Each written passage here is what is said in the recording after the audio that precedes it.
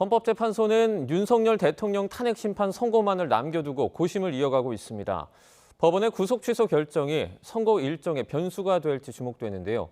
자세한 내용 취재기자 연결해서 알아보겠습니다. 김다현 기자. 네, 헌법재판소입니다.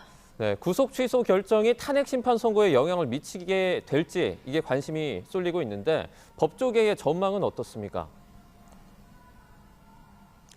네, 큰 영향은 없을 거라는 것이 법조계의 중론입니다. 구속 취소 결정의 경우 구속기간 계산법이 주된 쟁점이기 때문에 비상계엄을 위헌 위법하게 선포한 것인지를 핵심으로 하는 탄핵 심판과 구조 자체가 다르다는 겁니다.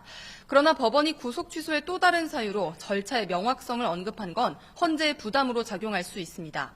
특히 앞서 윤 대통령 측이 헌재가 검찰 수사 기록을 증거로 채택한 것에 강하게 반발했던 만큼 헌재로선 기록을 어느 정도 범위로 활용해야 할지 고심이 깊어질 것으로 보입니다. 네, 헌재가 변론을 재개할 가능성도 있습니까?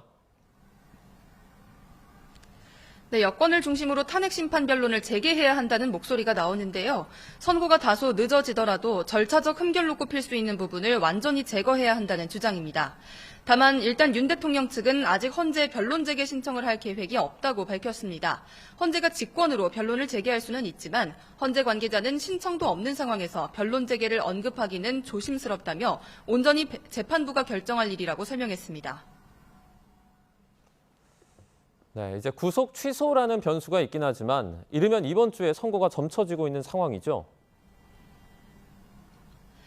네, 많은 변수에도 불구하고 이번 주 금요일 오는 14일로 예상하는 시선이 적지 않습니다.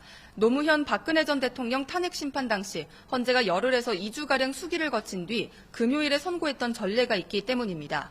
헌재 측은 별도의 기자 브리핑을 열지 않고 문자 공지를 통해 날짜와 시간을 알릴 예정이라고 설명했습니다.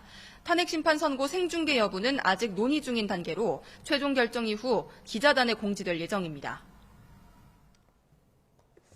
한덕수 국무총리 탄핵 심판도 지난달 19일에 변론이 종결됐는데요. 언제쯤 선고가 나올까요?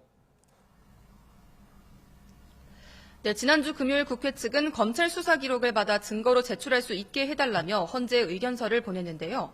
앞서 검찰에서 한 차례 거부 의견을 밝힌 바 있는 만큼 헌재는 아직 의견서를 검토 중인 것으로 파악됐습니다. 다만 헌재가 재차 기록을 요청해도 검찰이 기존 입장을 뒤집을 가능성은 크지 않아 보이는데요. 이렇게 되면 추가 심리 없이 예상보다 빠르게 선고가 이루어질 전망입니다. 지금까지 헌법재판소에서 YTN 김다현입니다.